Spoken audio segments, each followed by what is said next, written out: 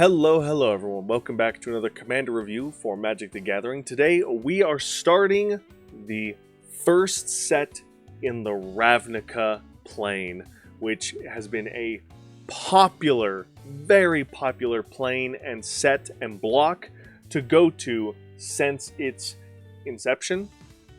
I believe that's the word I'm looking for. Since it was created, Ravnica has been extremely popular, and we've gone to Ravnica many times since its beginning.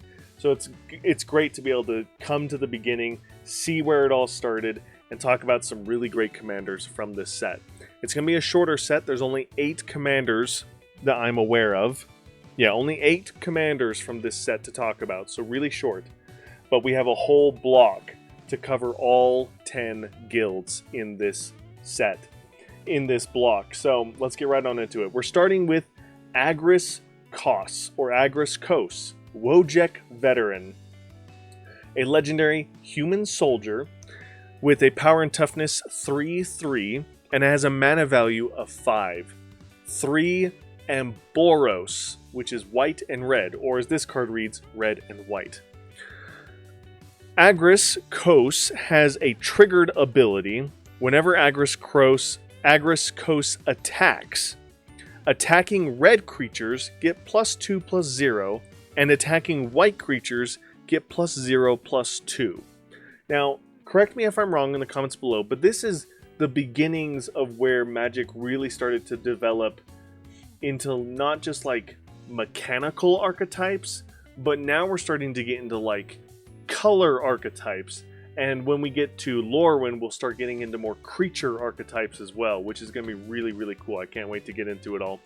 But Ravnica, I believe, was really one of the first to pioneer the concept of really building around color matters. I want to say there are a few exceptions to that rule, like in Planar Chaos, maybe a few other sets as well that were like color hate cards. But I really feel like Ravnica was like the start of like, you want to build a red-white Boros deck? We're going to give you cards that care about creatures that are red and white. If you want to build a Dimir deck, we're going to give you cards that care about blue and black. Really focusing on color identity, not color identity, but color spectrum cards, which is really cool. So whenever Agrus attacks, attacking red creatures get +2/+0, and attacking white creatures get +0/+2. So beef up your red creatures, toughen up your white creatures, and go in for the assault, which is going to be fantastic. No card rulings for this commander, very straightforward. I am going to fix my camera though, which means I gotta bring my mouse in here. Nice. Speaking of color matters cards, Assemble the Legion. I don't remember if it came out originally in the original Ravnica set, but it definitely came out in a later Ravnica set because it's Boros, and it does everything that Boros wants. Makes an army. It makes a legion. It assembles the legion, you could say. And it is great with this commander because it makes 1/1 red and white soldier creatures. And the fact that they are red and white means that when they attack, they get +2/+2. That's the thing you need to know about this commander. No card rulings, but whenever it attacks, any double-colored creatures you have get both effects, including himself. So when he attacks, he gives himself +2/+0 because he's red, and he gets +0/+2 because he's white. So he is a 5/5 every time he attacks. And it turns your legion from an army of 1/1s into an army of 3/3s, which is absurd. Speaking of color matters, an army token go white strategy is very popular on EDH Rec, where you want to build a ton of creatures. This one does have like a soldier specific focus, because there's a lot of crazy cool soldier synergies, especially in white. But one of the other abilities that came out from Ravnica was the Radiance, where it cares about creatures that share a color with something. So Rally the Righteous is a great card in this because it gives all your creatures an additional +2/+0 as long as they share a color, which they should because of building your deck with color identity, and therefore building a red-white deck. Really awesome stuff and very aggro. And then, as a fun, janky build-around deck idea, besides the popular one on EDHREC, I don't know if I mentioned that, that's very popular on EDHREC, was the Soldier Go Wide token strategy.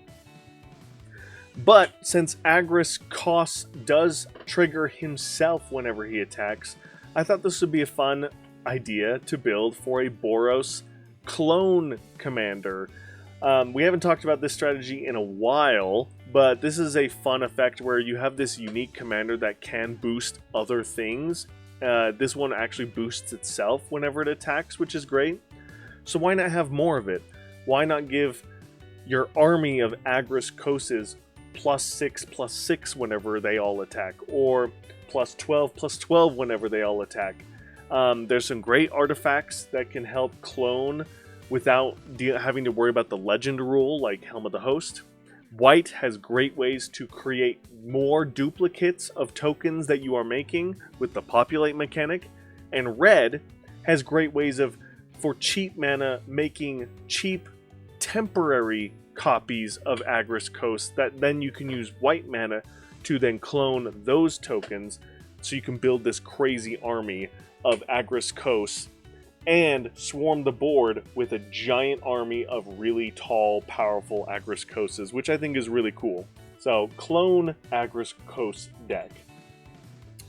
And that's going to do it for this commander. Very cool, very powerful, very popular on EDHREC, which is why it has the rank of S. Lots of different deck ideas that you can build for this commander, so go ahead and check that out. Let me know in the comments below what you guys think of the cloning, the Boros cloning idea for this commander, and thank you guys so much for all of your support. Let me know in the comment section if there's anything I missed or I didn't talk about, and yeah, thank you guys so much for watching. I really appreciate being able to make these videos for you guys. I did not mention this in the earlier videos. I think it was Soramaro is, or maybe it was Skyfire Kirin is like the first one I did in like the big recording block. But I didn't mention that in one of those earlier videos. I apologize, there was a delay with getting Magic videos out. The problem was I got caught up with work, and then I didn't actually have the slideshows built for you guys for these presentations. So there's like a week of no videos coming out for Magic because I spent that week making the videos and trying to catch up and build up a bunch of slides to be ready to do a big recording for you guys so I can do this now. So apologize for the delay, but thank you guys for your patience. Thank you guys so much for watching. And as always, I'll see you in the next one. Bye!